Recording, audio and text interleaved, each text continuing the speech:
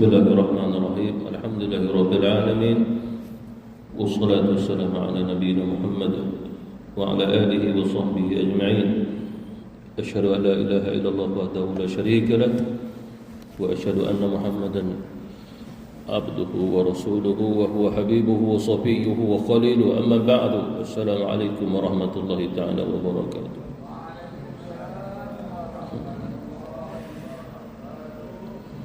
Macam budak sekolah. Kita sambung tafsir muka surat 144 surah Al-An'am, bermula pada ayat ke-131. A'udzu billahi minasyaitonir rajim. Zalika an lam yakun rabbuka muhlikal qura bidzulmin wa ahliha ghafilun. Demikianlah maksudnya kembali balik kepada para nabi, para rasul yang diutus oleh Allah kerana Tuhanmu. Maknanya kembali balik kepada Allah atas perintahnya, kehendaknya, di mana Allah Subhanahu wa taala tidak akan membinasakan sebuah negeri, itu Al-Qura, kerana disebabkan satu kezaliman ataupun kesalahan, sedangkan penduduknya dalam keadaan lengah, kita sebut lengah, ataupun belum mengetahui berkaitan dengan ma'rifah dan juga syariat. Oleh kerana itu dia sudah akidah Ahlussunnah wal Jamaah menyatakan Allah Subhanahu wa taala tidak mengazab mereka-mereka yang tidak mengetahui bahawasanya adanya nabi dan juga rasul, cuma Allah Subhanahu wa taala tak utus buat mereka. Walaupun begitu, kehidupannya manusia adanya fitrah.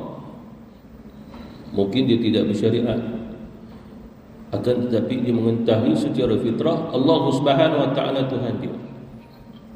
Seperti mana Allah Subhanahu wa taala bertanya kita dalam alam ruh dulu, alastu bi rabbikum, bukankah aku Tuhan kamu? Qalu bala syahidna, benar kami bersaksi bahawasanya engkau saja Tuhan kami. Jadi roh telah bersaksi.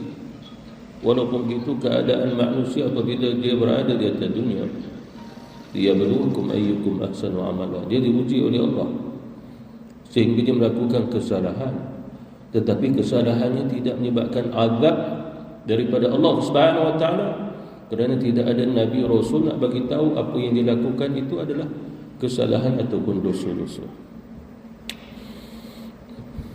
Di sudut bahasa Arabnya kalimat dzalika itu menunjukkan pada demikianlah, maknanya untuk para rasul yang menyampaikan risalah dan juga dakwah. Maka oleh kerana itu, kalau sekiranya Allah Subhanahu wa taala telah mengutusnya para rasul ke kota tersebut, negerinya, wilayahnya, bahkan sampai ke sebuah negara, tetapi mereka mengingkari, menolaknya, maka Allah Subhanahu wa taala menghendaki untuk membinasakan mereka sekiranya itu yang dikehendaki oleh Allah Subhanahu wa taala. Wa ahluha ghafilun, sedangkan penduduknya dalam keadaan masih lalai. Ghafil ini maksudnya adalah lupa, lalai, lengah, dan lawannya adalah ingat. Yakni ingat tu maksudnya akal dalam keadaan sedar. Akan tetapi kalau sekiranya disebutkan lengah, lupa, maka menunjukkan bahawasanya secara hakikatnya telah hilangnya seluruh atau sebahagian sesuatu yang perlu diingat di dalam otak dia, memori dia. Lalu Allah Subhanahu wa taala menyatakan, Tuhanmu ya Muhammad tidaklah membinasakan kota-kota, negeri-negeri yang telah melakukan kezaliman sedangkan penduduknya dalam keadaan masih lengah. Maksudnya adalah yakni mereka tidak mengingatinya, mereka tidak sedar. Lalu oleh kerana itu mereka perlu diperingatkan kembali. Oleh kerana itu Allah Subhanahu wa taala hanya mendatangkan peringatan, tetapi bukan berupa daripada azab daripada Allah, melainkan peringatan itu ada juga sesuatu ancaman daripada Allah Subhanahu wa taala sekiranya mereka mengingkari peringatan tersebut. Seperti mana umat zaman yang terdahulu, 69 umat sebelum ini, ada beberapa umat yang dibinasakan oleh Allah di atas dunia. Lenyap semuanya kecuali orang yang beriman. Menunjukkan Allah Subhanahu wa taala memilih orang beriman tidak diazab oleh Allah dengan azab dunia, disebabkan mereka beriman. Bahkan dalam Al-Quran juga Allah Subhanahu wa taala menyatakan bahawasanya Allah Subhanahu wa taala tidak mengazab kamu in syakartum wa amantum, sekiranya kamu itu bersyukur pada Allah dan beriman kepada Allah Subhanahu wa taala. Maknanya yang diazab oleh Allah Subhanahu wa taala selain daripada mereka. Begitu juga kata ulama-ulama tafsir, seolah-olah Allah Subhanahu wa taala menyatakan sesungguhnya kami beralasan terhadap manusia dan juga jin dengan cara kami mengutuskan para rasul dan kami juga turunkan kitab-kitab kepada mereka agar tidak ada seseorang pun yang akan dihukum oleh Allah Subhanahu wa taala disebabkan perbuatan zalimnya, disebabkan mereka belum lagi tersentuh dengan dakwah ataupun belumnya dakwah sampai kepada mereka. Dan begitu juga kami sekali-kali tidak akan mengazab seseorang pun setelah kami, sebelum kami mengutus rasul kepadanya, seperti mana firman Allah Subhanahu wa taala dalam ayat yang lain. Allah menyatakan wa inna min ummatin illa khala fiha nadhir, dan tidak ada satu umat pun melainkan telah adanya seorang pemberi peringatan. Makna pasti dakwah akan sampai juga. Jadi sebelum dakwah sampai, Allah Subhanahu wa taala tidak membinasakannya. Kalau dakwah telah sampai, ada orang yang belum lagi sampai dakwah, lalu yang diazab oleh Allah, dibinasakan oleh Allah. Orang yang telah sampai dakwah, orang yang belum sampai dakwahnya, maka Allah Subhanahu wa taala tak menghukum dia. Dia sudah akidah, bukannya kewajiban bagi Allah Subhanahu wa taala untuk memberi hidayah kepada manusia.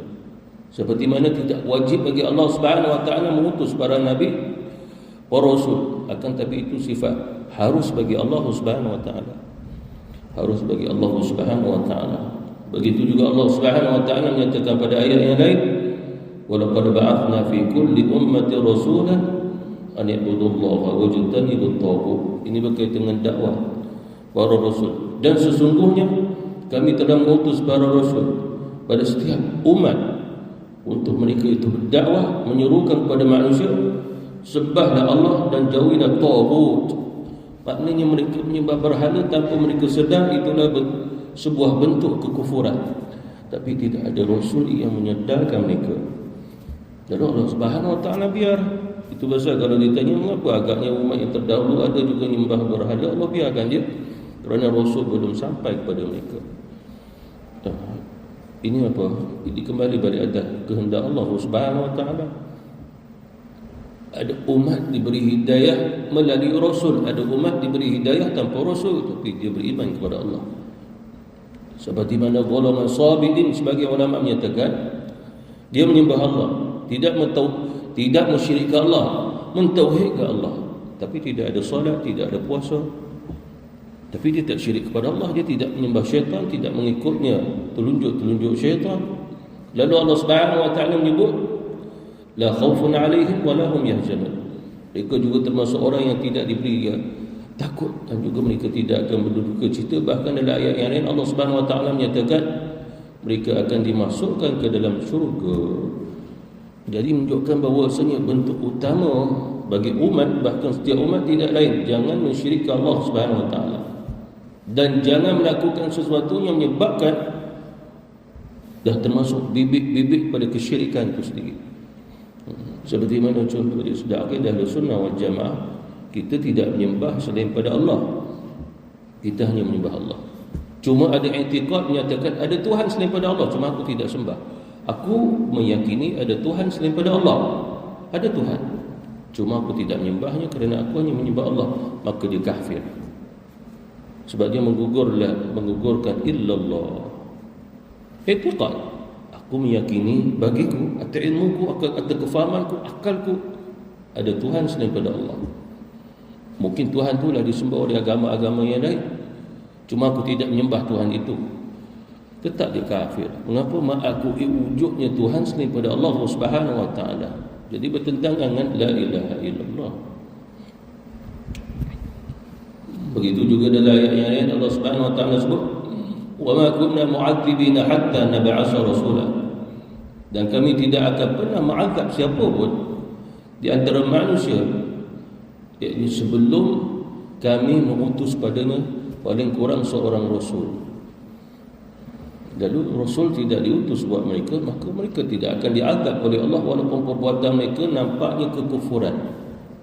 Seperti mana dia sudah akidah Ahlussunnah wal Jamaah disebut sebagai ahli fatrah. Ahli fatrah, Nabi Isa alaihi wasallam diangkat ke langit. Yang tinggal pengikut-pengikut dia pun ada yang dah tak betul. Ada yang mula mensyirikkan Allah, bertuhankan Isa, mereka kafir. Lalu orang yang lahir kemudian sebab ajaran Isa ini dia tidak tersebar seperti mana Yahudi, itu daripada Nabi Musa AS. Bahkan dakwah Nabi Isa sekadar 3 tahun saja. Umur 30 dia dakwah, 33 selesai diangkat ke langit. Jadi oleh kerana itulah pengikutnya Nasrani tidak ramai kerana asalnya mereka Yahudi juga. Kalau sekiranya tak sempat bagi mereka menerimanya dakwah Nabi Isa AS, mereka boleh kekal dengannya apa yang dibawa oleh Nabi Musa AS. Tidak ada masalah. Sebab apa? Sebab keduanya mempunyai kitab rujukan, iaitu Taurat dan juga Injil. Mana mereka masih mengikut risalah. Disebabkan pada zaman mereka ada di antara kehidupan mereka, Allah Subhanahu wa taala utus para rasul, para nabi ramai untuk mereka. Lalu kata Abdullah bin Abbas, bila Allah Subhanahu wa taala mengangkat Nabi Isa, maka di bumi tidak ada seorang rasul pun. Tidak ada. Jadi itulah fitrah. Bermula Nabi Isa alaihi diangkat ke langit. Lalu orang Arab pada kehidupannya, lalu uruf tradisi masyarakat. Mereka Bani Ismail, keturunan Nabi Ibrahim. Lalu mereka mengamalkan apa yang disampaikan oleh nenek moyang mereka. Tapi mereka tidak ada kitab. Mereka juga tidak ada rasul, tidak ada nabi. Jadi sampailah Rasulullah diutus. Jadi sebagai ulama menyatakan lebih kurang 500 tahun, sebagai ulama kata sampai 900 tahun. Dunia pada ketika itu tidak adanya walaupun seorang rasul untuk dakwah kepada mereka. Jadi ini disebut sebagai ahli fatrah. Walaupun begitu, maksud ahli fatrah dua. Salah satunya adalah jangan mereka mengubah tradisi asal. Kalau mereka mula mengubahnya, lalu dikatakan tidak ada Tuhan mereka, hanya Allah, bukan Lata, bukan Uzza, bukan berhala ni, lalu mereka pun masih menyembah, maka mati mereka sebagai musyrik. Mengapa agaknya? Sebab risalahnya Nabi Ibrahim itu benar, disebabkan beratus tahun mereka mengamalkan amalan yang betul seperti mana yang diamalkan oleh Nabi Ibrahim. Ada tawaf, ada haji, ada umrah. Itu disebut oleh Allah Subhanahu wa taala dalam Al-Quran. Bahkan mereka juga beriktikaf dalam Masjidil Haram, bahkan tidak pernah ada berhala walaupun sebesar ibu jari lah di sekitar Kaabah. 100 tahun sebelum Nabi diutus baru muncul seseorang yang bawa berhala, namanya Hubal, sebesar macam botol air mineral ni saja. Jadi mereka yang mula menyembah Hubal tadi, mereka mati musyrik. Tapi keturunan baginda Rasulullah Abdul Muttalib ke keturunan Rasulullah sampai ke Adnan, sampai ke Nabi Ismail, sampai ke Nabi Ibrahim, keturunan Rasulullah tidak ada kaitan mensyirikkan Allah. Jadi kesyirikan itu bukan yang sebelum, kesyirikan yang selepas 100 tahun sebelum Nabi diutus. Jadi mereka musyrik. Jadi yang musyrik ini walaupun disebut sebagai ahli fatrah, kata ulama akidah, Allah ma'adzab mereka. Satu. Yang kedua, kata ulama ahli fatrah, walaupun mereka menyembah selain pada Allah, tapi tidak ada seruan dakwah daripada Rasul, paling kurang seorang, dan Nabi belum diutus, maka kembali kepada Allah. Allahu a'lam. Jadi dua fatwa saja. Lu tidak boleh difatwakan ahli fatwa semua akan masuk neraka termasuk keturunan Nabi. Maka bersalah di sudah akidah Ahlussunnah wal Jamaah. Seperti mana Allah Subhanahu wa taala juga menyebut, kullama ulqiya fiha fawjun sa'alahum khadanatuha alam ya'tikum nadhir qalu bala qad ja'ana nadhirun fakadzabna. Setiap kali mereka dilemparkan, maknanya kalau satu golongan yang besar dilemparkan masuk ke dalam neraka, lalu ada di antara penjaga-penjaga neraka di kalangan para malaikat Allah Subhanahu wa taala pun bertanya, tak ada ke atas dunia dulu seorang rasul paling kurang datang kepada kamu beri peringatan? Mereka jawab bala, ada. Qad ja'ana nadhirun fakadzabna, telah datang ya rasul, lalu kami mendustakan rasul itu, lalu oleh kerana itulah mereka diazab. Lalu bagaimana pula kalau umat yang rasulnya tidak pernah nampak dua mata? Maka bagaimana keadaannya? Keadaannya sama. Jadi maksud ar-risalah bukan menunjukkan kita perlu melihat Nabi, Rasul yang diutus berada bersama kita, lalu barulah kita pun beriman dengannya dan kita menyembah Allah. Ketika itu tidak, melainkan seruan Islam telah sampai, makna seruan dakwah telah sampai, maka Rasul telah sampai kepada kita. Oleh kerana itu muktamad kata ulama akidah Ahlussunnah wal Jamaah, maka barang siapa yang menolaknya, mengingkarinya, maka dia kafir, dia musyrik ke Allah Subhanahu wa taala, seperti mana orang-orang Yahudi, orang-orang Nasrani dan di kalangan orang-orang Arab pada ketika itu yang telah mensyirikkan Allah Subhanahu wa taala, sedangkan seruan dakwah telah sampai kepada mereka, sehingga seruan itu pun sampai lagi sehingga ke akhir zaman. Jadi kita ini adalah ummatul dakwah dan juga ummatul istijabah. Keduanya sampai kepada kita, maka oleh kerana itu wajib bagi kita beriman kepada baginda Rasul. Dan keimanan bukannya mesti dilihat dua mata. Keimanan itu kembali balik alladzina yu'minuna bil ghaib. Rasulullah ghaib dengan kita, tapi kita beriman.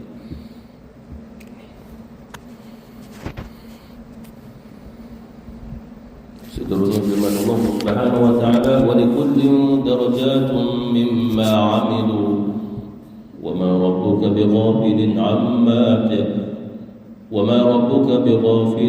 amma ya'malun. Walikullin, dan setiap ataupun masing-masing ada tingkatan yang disebut sebagai derajat dalam bahasa Arab. Mimma amilu, yakni sesuai terhadap apa yang mereka amalkan, mereka laksanakan, mereka kerjakan. Wa ma rabbuka bighafilin amma ya'malun, dan tidaklah Tuhanmu ya Muhammad lengah ataupun membiarkan terhadap apa yang mereka kerjakan, mereka amalkan. Makna membiarkan tanpa diberinya pembalasan kepada mereka. Bismillah.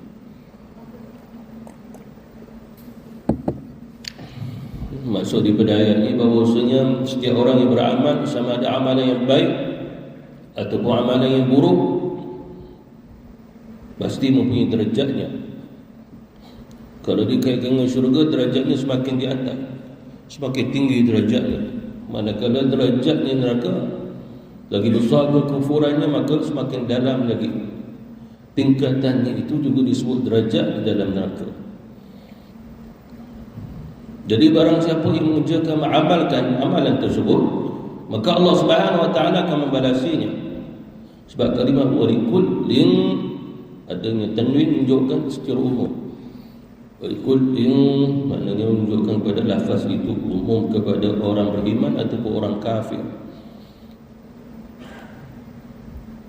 Dan begitu juga kata ulama-ulama kita, bahawasanya seseorang itu diberi oleh Allah ganjaran sesuai dengan amal yang dia lakukan. Dan ini menunjukkan bahawasanya termasuk para jin dalam ayat ini. Makna menunjukkan bahawasanya walikullin, setiap yang mukallaf, yang Islam, yang kafir, di kalangan jin dan juga manusia yang beramal, Dengan amalan yang baik diberi pembalasan, dengan amalan yang buruk juga diberinya pembalasan. Itu pada kalimah walikullin disebabkan maksudnya tanwin. Tapi kalau walikulli saja, maka menunjukkan kepada jumlah khusus, mungkin satu golongan saja. Tapi oleh kerana kemasukan tanwin di sini, jadi menunjukkan bahawasanya jin juga termasuk dalam ayat ini. Makna menunjukkan jin juga diberi pembalasan oleh Allah Subhanahu Wa Taala terhadap amalnya, seperti mana juga manusia. Mimma amilu dikaitkan dengan keikhlasan sekiranya dia orang Islam. Maknanya Allah Subhanahu Wa Taala membesarkan derajat seseorang, meninggikan derajat seseorang bukan sekadar dengan amal perbuatan zahir, tetapi adalah disebabkan dengan pada amal perbuatan batinnya, hatinya, jiwanya kepada Allah Subhanahu Wa Taala. Seperti mana baginda Rasulullah sallallahu alaihi wasallam pernah bercerita kepada kita tentang derajat. Nabi sallallahu alaihi wasallam beritahu bahawasanya derajat di syurga itu mempunyai 100 derajat, dan satu derajat menuju ke satu derajat sejauh 500 tahun perjalanan. Bahkan kalau sekiranya seseorang mendapat satu derajat, memadai baginya. Riwayat daripada Imam Malik, dia kata telah sampai kepadaku bahawasanya seseorang yang berakhlak dengan akhlak yang mulia, maka Allah Subhanahu Wa Taala memberi derajat kepadanya dan disamakan derajatnya seperti mana seseorang yang solat sepanjang malam, begitu juga orang yang berpuasa sepanjang siang. Derajat yang diberi oleh Allah kepada orang yang berakhlak dengan akhlak yang mulia. Uswatun hasanah kita adalah baginda Rasulullah.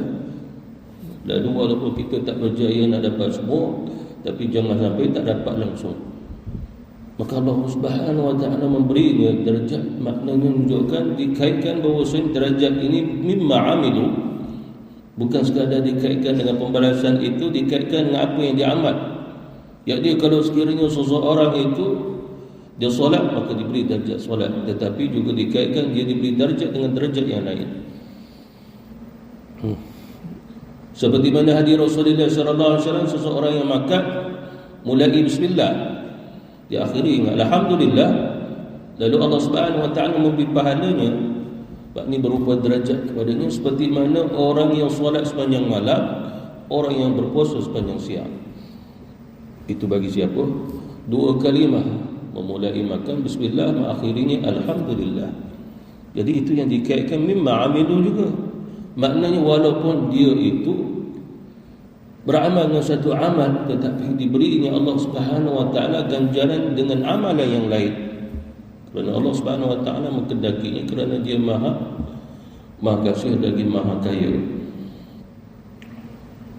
Seperti mana hadis Rasulullah sallallahu alaihi wasallam, sesungguhnya syurga Allah Subhanahu Wa Taala itu memiliki 100 derajat, dan sekiranya seluruh daripada penghuni bumi ini berkumpul di atas satu derajat, pasti dapat menampung seluruhnya juga. Itu yang saya sebutkan tadi. Kalau sekiranya seseorang yang ini 100 derajat, dia dapat 1 derajat. Orang awam macam kita dapat 1 derajat, tapi besarnya istana yang diberi oleh Allah, keadaan tempat tinggal kita, walaupun 1 derajat, kalau dihimpun ke seluruh manusia, maka boleh menampungnya seluruhnya. Lalu kita fikir di sini berapa besarnya 1 derajat yang diberi oleh Allah Subhanahu Wa Taala. Sebab derajat itu bila masuk derajat kedua, dia semakin luas lagi, semakin besar lagi, semakin tinggi lagi. Naik derajat yang 3 lebih lagi. Seperti mana kata guru saya, orang yang berada di derajat yang kedua melihatnya orang yang berada di derajat yang pertama, seperti mana kita di bumi, dia berada di bulan. Orang bulan tengok orang bumi. Itu juga termasuk hadis Rasulullah sallallahu alaihi wasallam. Makna menunjukkan dia melihat itu ketinggiannya di situ. Itu dalam riwayat juga. Dalam hadis yang lain kata Rasulullah sallallahu alaihi wasallam, sesungguhnya serendah-rendah derajat Bagi penghuni syurga ataupun penduduk syurga adalah apabila dia berada dalam syurga, dia itu pun berangan-angan saja. Atas dunia dulu banyak angan-angan, tapi tak dapat mengapa yang diangan-angankan. Tapi dalam syurga Allah kata mimma yashtahun, apa saja kamu nak angan-anganlah. Ini duduk dalam hati angan-angan. Udkhuluha bisalam dzalika yaumul khulud lahum ma yasha'una fiha wa ladaina mazid. Lahum ma yasha'u, kamu dah berada dalam tu, apa yang kamu nak angan-angankan. Ada dunia memang kita banyak angan-angan, tak pernah dapat. Angan-angan nak menang dia kalah, angan-angan nak kalah dia menang. Angan-angan. Tapi dalam surga Allah Subhanahu wa taala, Allah kata berangan-anganlah kamu, aku akan beri berlipat kali ganda dengan apa yang kamu angan-angankan. Seperti mana kata Rasulullah sallallahu alaihi wasallam, serendah-rendah derajatnya bagi penduduk syurga itu iaitu orang yang berangan-angan kepada Allah. Ini yang paling rendah sekali. Kata Rasulullah sallallahu alaihi wasallam, lalu Allah Subhanahu wa taala berfirman, wahai hamba-Ku, apa yang kamu angan-angankan tadi, maka aku akan beri, dan aku akan gandakan pemberiannya itu terhadap apa yang kamu angan-angankan. Apa angan-angannya? Mungkin ada sesuatu yang kita tak boleh nak gambarkan dalam pemikiran kita, sebab syurga ini tidak tergambar. Kita tidak tahu angan-angan ahli syurga apa. Sebab kalau dia membina angan-angan atas dunia, terlalu rendah angan-angannya, kita tidak tahu. Tapi kata Rasulullah, maka Allah Subhanahu wa taala beri dengan apa yang dia angan-angankan. Dalam satu riwayat 10 kali ganda lagi. Wahai hamba-Ku, terhadap apa yang kau angan-angankan, aku lipat ganda ke 10 kali lipat lagi. Riwayat yang lain daripada Abi Darda disebutkan, mahukah kamu aku beritahu satu amalan yang lebih baik dan juga lebih tinggi derajatnya bagi kamu, di mana dia dapat membersihkan jiwa kamu, dosa-dosa kamu di sisi Allah Tuhan kamu, bahkan lebih baik daripada kamu menyedekahkan, kamu menginfakkan emas dan juga perak kamu, dan lebih baik daripada kamu bertemu dengan musuh lalu memenggal kepala-kepala mereka, makna jihad fi sabilillah. Lalu Rasulullah tanya, kamu mahu tahu? Mahu ya Rasul? Lalu kata Rasulullah sallallahu alaihi wasallam, iaitu zikrullah ta'ala, kamu zikir kepada Allah Subhanahu wa taala. Maknanya zikrullah itu mengangkat derajat kita di sisi Allah Subhanahu wa taala, disebabkan orang yang berzikir jumlahnya kurang. Itu yang menyebabkan Allah mau lipat gandakan lagi, sebab dia suka, dia redha. Bahkan dalam riwayat yang lain disebutkan, tidak ada satu amal pun yang menyebabkan seseorang itu selamat daripada siksaan daripada Allah Subhanahu wa taala mereka dengan zikrullah, kerana amal itu derajatnya sangat-sangat hebat. Kata Rasulullah sallallahu alaihi wasallam, seperti mana juga kita solat berjamaah, kata Nabi, solat yang berjamaah itu adalah lebih utama daripada solat secara sendiri 27 darjat. Bukan 27 pahala, tapi derajat. Jadi 27 derajat itu yang dikaitkan seperti mana seseorang yang dapat 27 daripada 100 derajat. Itu kalau sekiranya berjamaah dengan satu kali solat. Lalu bagaimana kalau semua hidupnya dia solat dalam keadaan berjamaah? Maka maksudnya di sini, kamu tak perlu hitungnya berkaitan derajat setelah kamu solat, tapi pastinya Allah Subhanahu wa taala akan memberinya kepada kamu 27 derajat tersebut. Begitu juga kata Imam Malik, seperti mana firman Allah Subhanahu wa taala, yarfa'illahu alladhina amanu minkum walladhina utul ilma darajat. Yarfa'illahu alladhina amanu minkum, Allah Subhanahu wa taala mengangkat akan di antara kamu, maksudnya orang beriman, dengan beberapa darjat disabitkan kerana ilmu yang kamu miliki. Lalu ditakwil oleh ulama-ulama tafsir, iaitulah maksudnya Allah Subhanahu wa taala dia mengangkat derajat seseorang di dalam syurga kerana ilmunya, sehinggalah tidak ada orang yang memiliki derajat yang sangat tinggi dalam syurga melainkan derajat orang yang alim, orang yang berilmu. Dalam hadis Rasulullah sallallahu alaihi wasallam, derajat yang tinggi itu adalah Nabi. dan dia selisih satu derajat saja dengan orang alim. Satu derajat saja kata Rasulullah. Makna menunjukkan ketinggiannya orang yang berilmu, orang alim yang ada ilmu itu hanya sekadar sampai tinggal satu derajat, dan mustahil dia akan dapat derajatnya para nabi disebabkan dia bukan nabi. Dalam hadis yang lain kata Rasulullah sallallahu alaihi wasallam, sesungguhnya sedekah itu tidak akan mengurangi harta kamu. Tidak akan mengurangi harta kamu yang telah kamu keluarkan untuk sedekah.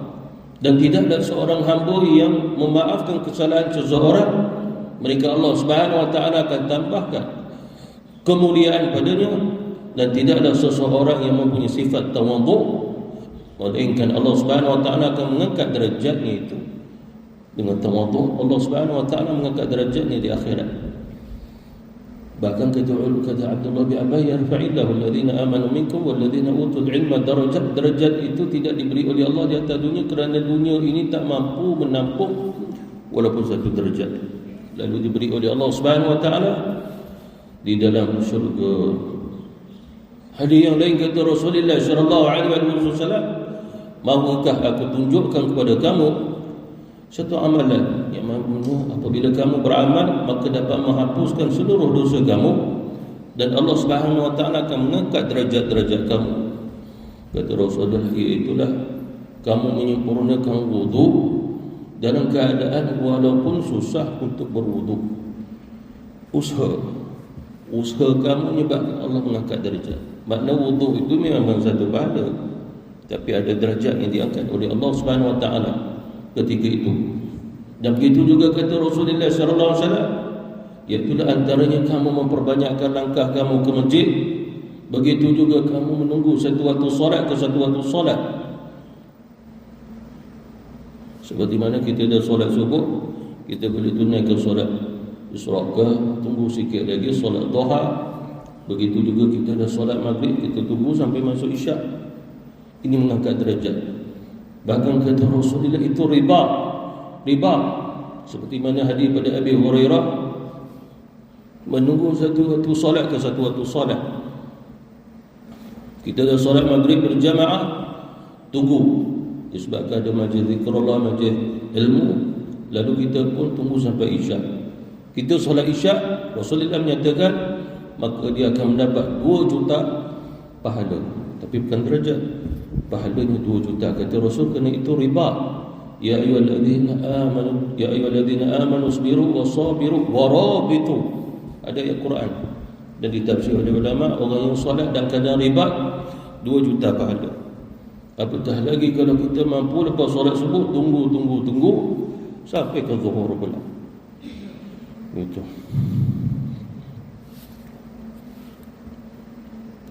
Hadis Rasulullah sallallahu alaihi wasallam lagi, sesungguhnya penghuni syurga yang memiliki derajat yang paling tinggi, kata Rasulullah sallallahu alaihi wasallam, kamu akan melihat tempat mereka seperti mana kamu melihat ufuk kawakib. Ini kamu di bumi dah contoh, lalu kamu melihatlah bintang-bintang. Besar mana bintang itu? Dia besar, tapi kerana dia jauh, tinggi di ufuk sana, maka kita melihat dia kecil saja. Kata Rasulullah, begitulah perumpamaan orang yang memiliki darjat yang sangat tinggi, begitulah tempatnya. Kamu di sini, mereka di sana. Boleh ke pergi? Ma tashtahi. Kalau kamu nak pergi, mohonlah kepada Allah Subhanahu wa taala. Cuma bila pergi mesti dah balik, mana boleh tunggu dulu. Sebab darjat kita tak sampai ke situ. Sebahagian ulama menyatakan orang yang berada di derajat yang tinggi boleh menziarahi orang yang berada di derajat yang bawah. Tapi derajat bawah tak boleh naik pergi ke derajat tinggi, sebab perkhususan buat mereka. Mana orang atas turun bawah boleh, orang bawah tak boleh naik atas. Sebab bimma amilu, maknanya derajat dia kembali dengan apa yang dia amal. Kalau dia nak duduk atas, beramal seperti mana orang yang dapat derajat yang tinggi-tinggi tersebut. Dalam hadis yang lain, Rasulullah sallallahu alaihi wasallam nyatakan bahawasanya penghuni syurga yang paling rendah derajatnya, kata Rasulullah sallallahu alaihi wasallam, dia akan lihatlah istana dia. Tengok jalan istana dia. Ini Nabi kata derajat yang paling rendah sekali. Tengok jalan. Mungkin dia naik Buraq, sebab Buraq tu kenderaan syurga. Pusing berapa keluasannya, 2000 tahun pun tak selesai lagi, kata Rasulullah. 2000 tahun satu waktu yang sangat lama. Ini kata Rasul derajat yang paling rendah sekali. Derajat yang paling rendah kata Rasulullah sallallahu alaihi wasallam. Dan itu juga kata Rasulullah sallallahu alaihi wasallam, seorang penghuni syurga yang paling istimewa, yang tinggi derajatnya, dapat melihat Allah pada setiap hari 2 kali. Itu derajat yang paling tinggi. Macam kita setiap hari raya ke dalam syurga baru kita dapat melihatnya. Setiap hari Jumaat kata Rasul, seminggu sekali lah. Cuma ni seminggu sekali di dalam syurga. Cuma syurga tidak adanya seperti mana hari-hari di atas dunia, dia tidak ada malam, cuma berlalunya hari-hari itu. Lalu kita akan melihat, kamu akan melihat Tuhan kamu pada hari setiap hari Jumaat. Kerana hari Jumaat adalah hari raya di dalam syurga. Dan bagi laki-laki ini mungkin ada darjat lah. Tidak dia balik setiap daripada hari raya itu, selain daripada melihat Allah, lalu Allah menghadiahkan buatnya bidadari untuk dia bawa balik. Kalau setiap dah selama-lamanya berapa ramainya bidadari itu. Tapi jangan kita kaitkan bidadari ini macam seorang perempuan macam di atas dunia, sebab dia bukan daripada tanah, dia lain. Tapi dia adalah bidadari lah, dia perempuan lah, hurun ain. Tapi kita tak boleh membayangkannya. Itu seperti mana dia Rasul Allah Ta'ala kalau dia menghendaki nak perlihatkan kamu bidadari, dia tak memperlihatkan kamu seluruhnya, cukup tapak tangan dia duduk atas. Dia suruh kepada laki-laki, wahai laki-laki, ini bidadari, aku bidadari. Tengok, hanya nampak tapak tangan. Kata Rasul, maka semua laki-laki jadi gila. Lalu mungkin ada laki-laki gila sebab dia tengok kot. Kita orang gila sebab tak pernah tengok. Wallahu ta'ala a'lam. Wabillahi taufiq wal hidayah. Wassalamualaikum warahmatullahi ta'ala wabarakatuh. Subhanallah.